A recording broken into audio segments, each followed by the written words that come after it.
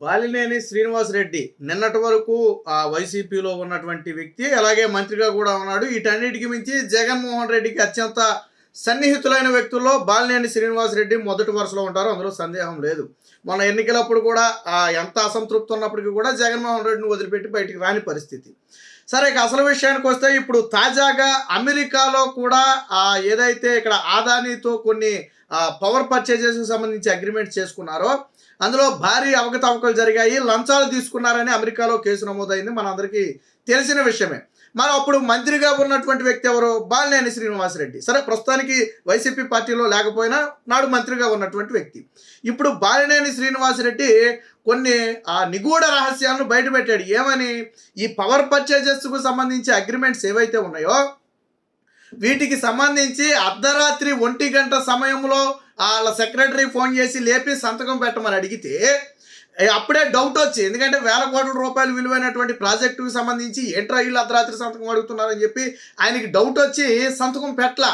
అయితే ఆ తెల్లారేసరికి దీన్ని క్యాబినెట్ ముందుకు తీసుకొచ్చి ఆమోదం పొందే ప్రయత్నం చేశారు. అయితే దీంట్లో ఈ రేట్లు పెంచడానికి సంబంధించి అయితే ఆమోదం పొందరా, కేవలం వాళ్ళతో అగ్రిమెంట్స్కి మాత్రమే ఆమోదం అయితే పొందడం జరిగింది.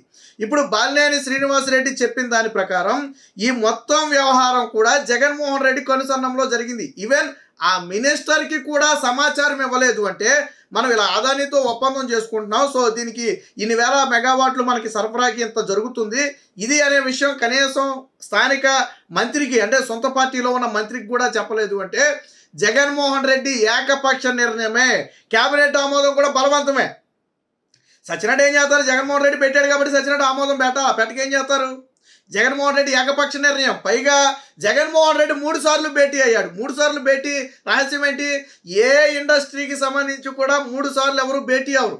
మొదటి భేటీలోనే అయితే అటు లేకపోతే ఇటు తేలిపోద్ది. కానీ జగన్మోహన్ రెడ్డితో 3 సార్లు భేటీ అవ్వాల్సిన అవసరం ఏమొచ్చింది? అందులో ఉన్న మర్మం ఏంటి?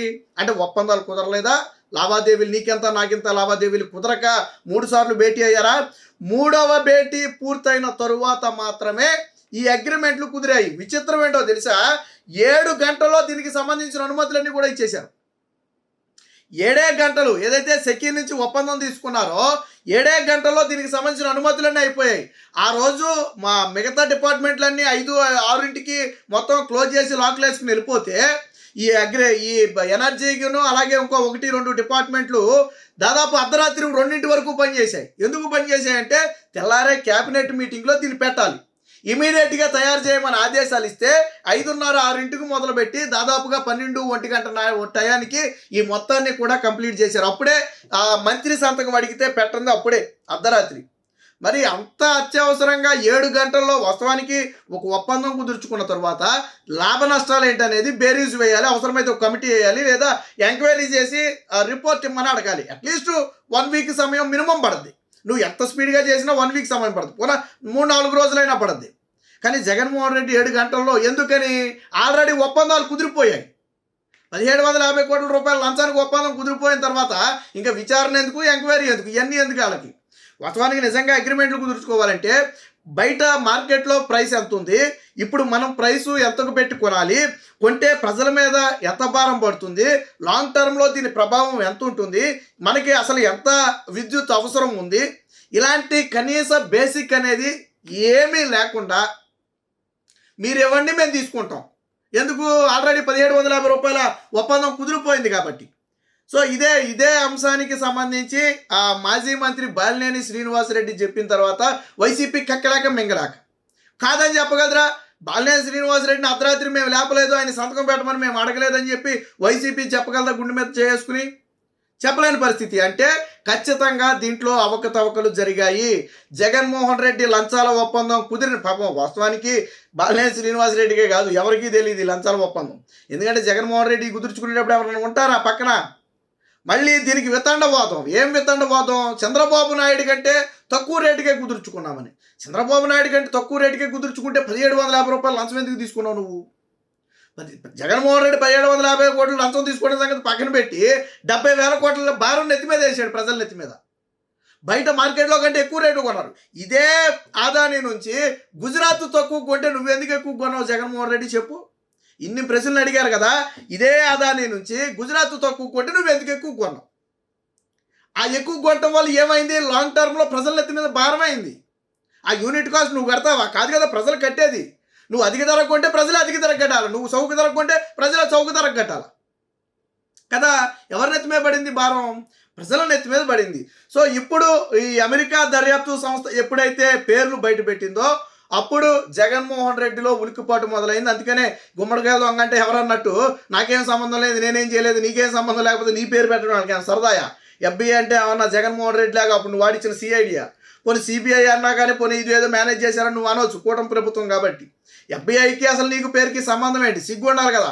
పక్క దేశంలోనే అత్యున్నతమైన, దేశంలోనే కాదు ప్రపంచంలోనే అత్యున్నతమైనటువంటి దర్యాప్తు సంస్థ అది, federal bureau of investigation America. ఆ సంస్థ స్వయంగా నీ పేరు చెప్తేను నువ్వు లంచాలు తీసుకోలే, ఆ సంస్థకి తెలియదా నువ్వు తీసుకున్నావో లేదో? వాళ్ళ ఆధారాలు లేకుండా మాట్లాడతారా? నేను తీసుకోలేదని అదే సంస్థకు చెప్పాను. నువ్వు FBIకి నువ్వు లేఖ రాయి, మీరు నా పేరు చెప్పారు నేను డబ్బులు తీసుకోలేదని నువ్వు లేఖ రాయి, అప్పుడు వాళ్ళ ఆధారాలు బయట పెడతారు.